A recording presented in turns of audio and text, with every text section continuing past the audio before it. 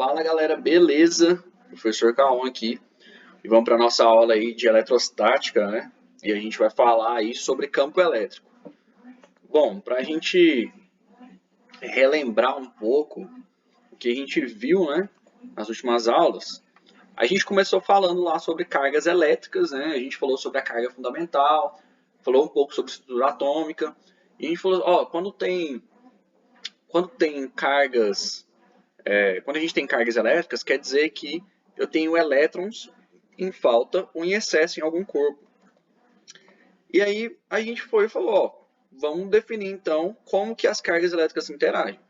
Então a gente definiu a lei de Coulomb, né, claro, a gente esboçou aqui, né, como que Coulomb obteve, mas ele já definiu lá atrás, a gente só pontuou aqui, né, como que funciona a lei de Coulomb e como que ela age aí. E a gente comentou até da semelhança da lei de Coulomb com a lei da gravitação de Newton, né? Onde a gente tinha lá as massas e a distância ao quadrado. Aqui a gente vai ter as cargas e a distância ao quadrado.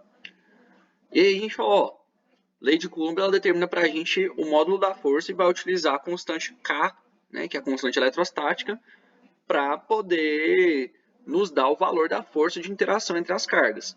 Essa força ela pode ser calculada então pela lei de Coulomb, né? Onde a gente usa os módulos das cargas, né? Não precisa colocar o tracinho do módulo, desde que lembre que tem que tirar o sinal. Porém, a gente sabe que a força é vetorial. Então, geralmente a gente vai analisar se a força é de atração ou de repulsão. E aí, depois a gente pode traçar um plano cartesiano, né, e ver, ó, a força é de atração. Então, ela vai para essa direção, ela vai para essa direção, né?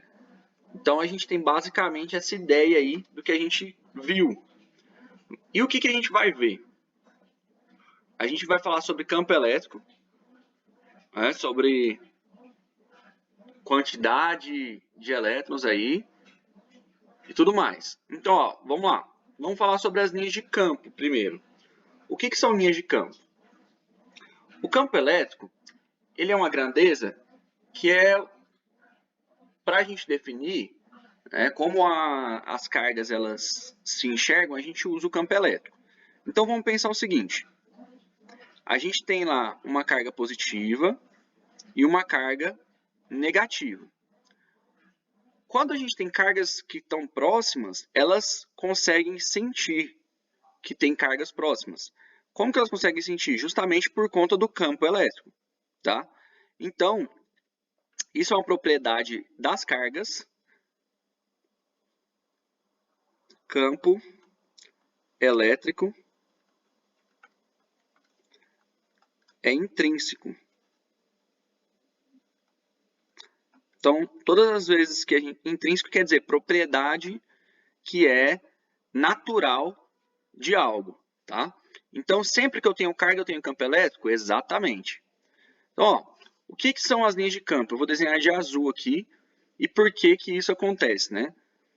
Quando a gente fala de campo elétrico, o campo elétrico ele é uma perturbação no espaço que pode ser sentida apenas pelas cargas, tá? Então, uma carga gera um campo elétrico e outra carga sente esse campo elétrico, tá certo? Ah, mas e se não tiver nenhuma carga para sentir o campo elétrico, ele deixa de existir? Não, ele continua existindo. A diferença é que não vamos ter cargas aí para sentir, né? Então, ó, a gente vai esboçar para onde aponta o campo elétrico. Então, essas linhas de campo aqui, elas existem? Não, elas são representativas, elas estão nos mostrando como que o campo elétrico ele se comporta. Então, ó, quando eu tenho cargas positivas, a gente vai definir o campo como saindo da nossa carga. Então, sempre ele está apontando para fora aí, ó, para fora, radialmente. O que é radialmente? Bom, se a gente olhar, está formando como se fosse... Se a gente lembrar lá do desenho do Sol, né? Quando a gente é criança desenha o Sol, basicamente isso, ó, está espalhando para todos os lados na direção do raio aí. Então, todos os lados, radialmente. Ah, e para a carga negativa? Ah, para a carga negativa é para dentro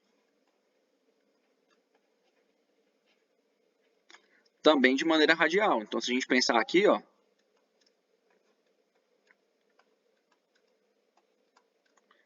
apontam para a carga. Então, isso explica um pouco por que as cargas elétricas, quando elas elas possuem sinais diferentes, elas se atraem. Então, eu já coloquei um desenho pronto aqui, ó, que esboça, ó, as linhas indo de encontro, né? As linhas saem do campo, as linhas do campo elétrico saem da carga positiva e chegam na carga negativa. Então, se a gente olhar para o desenho que eu fiz aqui, ó, a gente vai ter a união aí dos campos elétricos que são fornecidos pelas duas cargas, ó. Elas vão começar a se unir, certo? E aí, quanto mais elas se aproximam, maior vai ficar essa união aí. Como o campo ele é intrínseco, né? O campo produzido por uma carga ele não vai mudar, mas quando você vai aproximando aí as cargas, elas vão aumentar essas linhas de campo, né? Porque estão se unindo, e aí sim, né? A gente vai ter um campo maior. Mas aí a gente pode pensar o seguinte, e como que funciona para cargas que têm sinais diferentes? Se a gente pensar no positivo com positivo, o que vai acontecer? Vai acontecer que as linhas de campo vão se chocar aqui, ó. Então elas não vão querer se unir, elas vão ir uma de frente com a outra, tá certo? Então é isso que acontece aí quando a gente tem cargas elétricas que são de sinais iguais, tá? Então essa é a ideia das linhas de campo. Então, ó, campo elétrico é uma perturbação no espaço que pode ser sentida por outras cargas, tá? Então, ó, perturbação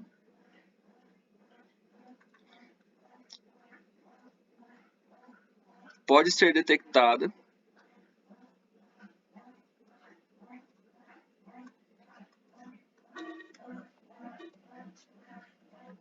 por outras cargas.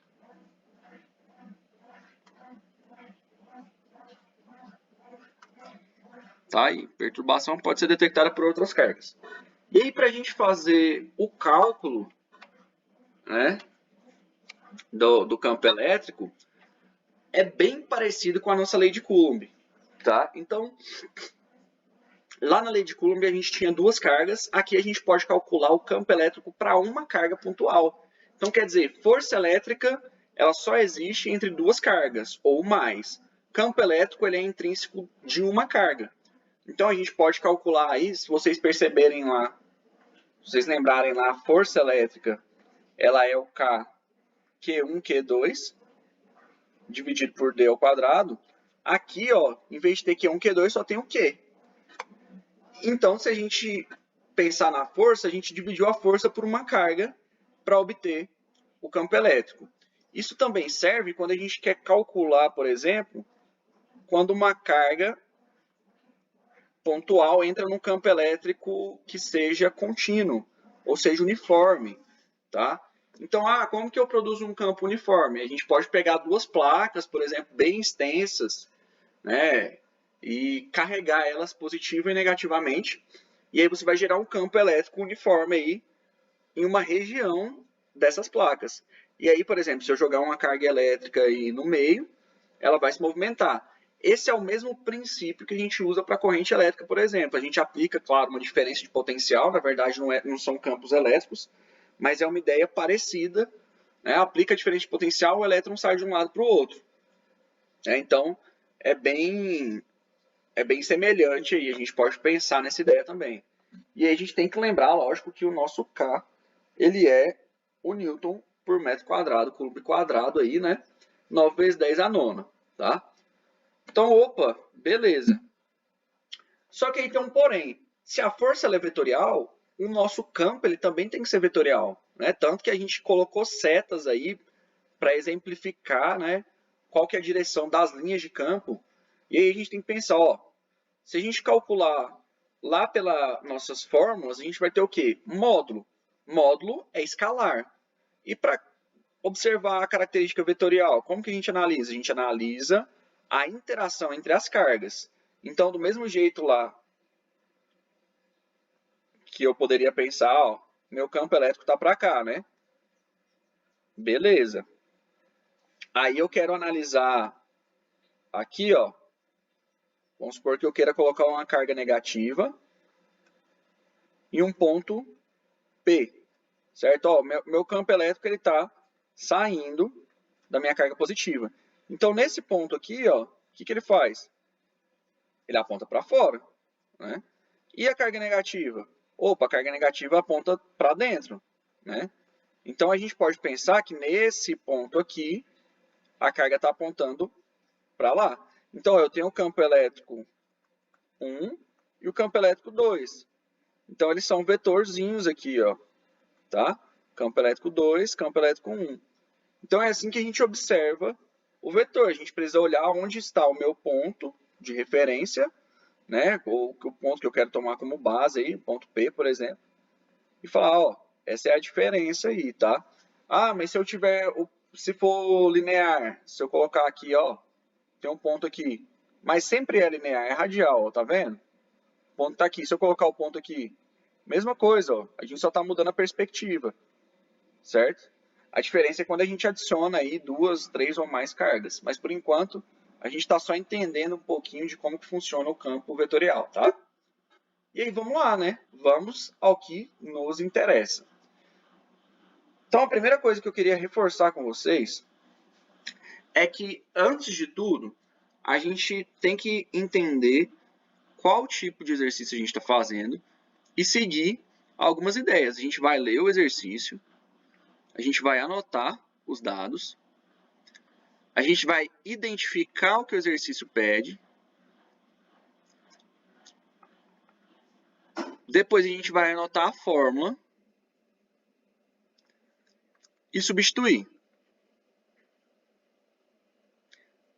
Até aqui não tem nada que tenha sido matemática. Você leu, você anotou, você identificou o que o exercício pede e anotou a fórmula. Isso aí é só ler e anotar. Trocar uma letra por um número também não é necessário cálculo. Por último, então, que você faz o cálculo. Então, sempre que vocês forem fazer um exercício, sempre que vocês estiverem com dúvida, vocês precisam seguir o passo a passo pelo menos até anotar a fórmula, tá? Então, depois disso, aí sim, pode ser que entre a dúvida onde eu substituo cada coisa e tudo mais. Então, vamos lá, vamos ler o exercício. Qual a intensidade do campo elétrico num ponto situado a 4 centímetros de uma carga elétrica pontiforme, Q igual a 8 microcoulomb no vácuo? Então, vamos lá. Qual dado o exercício dá? Distância, 4 centímetros. Né? Se a gente lembrar, é 4 vezes 10 a menos 2 metros. A gente sempre está usando em metros e sempre está usando notação científica. A carga é 8 microcoulomb. Eu mostrei para vocês lá que o micro é igual a 10 a menos 6. Então, é só eu trocar aí o micro pelo 10 a menos 6. E o que o exercício pede? Campo elétrico. Né? Qual a intensidade do campo elétrico? Começou com a pergunta, né? Constante K vale 9 vezes 10 a nona. Newton por metro quadrado, Coulomb quadrado.